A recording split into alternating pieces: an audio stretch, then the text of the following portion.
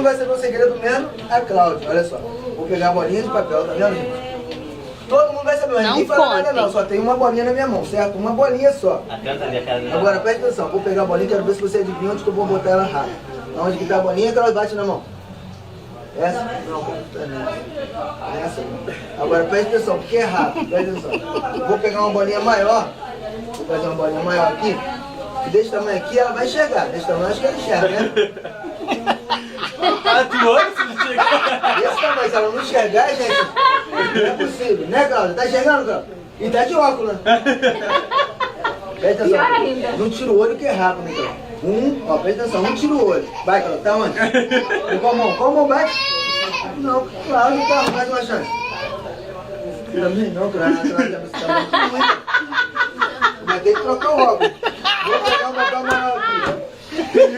Ai, Jesus! Gente, desse tamanho, será que ela enxerga? Enxerga. Vamos ver então. Haja papel higiênico. Vamos ver se ela enxerga desse tamanho. Se não enxergar desse tamanho, cara. Vamos ver. Tem que botar propoliste. Mas olha direitinho. 1, 2, presta atenção, tira o olho. 1, 2, e vai com a mão.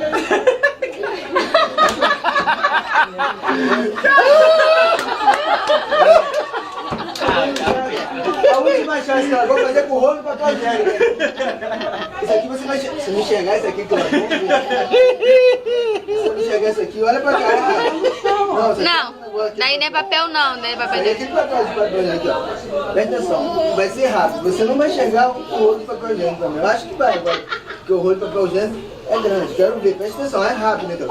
Não tira o olho porque é rápido. 1, 2, 3 e já. Dá pra papel higiênico?